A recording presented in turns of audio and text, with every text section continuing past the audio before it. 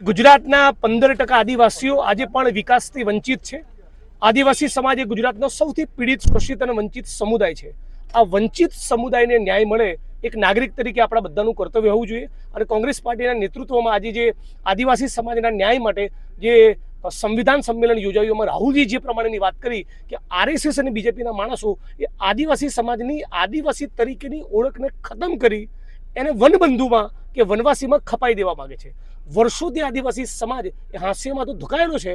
આ જાણે પીડા ઓછી હતી એમ વિકાસના કહેવાતા મોટા મોટા પ્રોજેક્ટના નામે આદિવાસી સમાજને પોતાના જળ, જમીન, જંગલથી બેદખલ કરવામાં આવે છે। આ ન થાય એના માટે એમણે અપીલ કરી। અમે બધા જ કોંગ્રેસના સિપાહીઓ રાહુલજીની અપીલને ઉપાડી લઈને ગુજરાતના અંબાજીથી ઉમરગામ સુધી ફેલાયેલા આદિવાસી સમાજને ન્યાય મળે, જંગલ જમીનના કાયદાનો અમલ થાય, પૈસાના કાયદાનો અમલ થાય। કોઈ કન્સ્ટ્રક્શન વર્કરે, કોઈ આદિવાસી કડિયા મજૂરે 200-500 હજાર રૂપિયા માટે ચણતર પ્લાસ્ટરની સાઈડ પરથી પડીને મરવું ન પડે અને આદિવાસી સમાજને પણ ન્યાય મળે।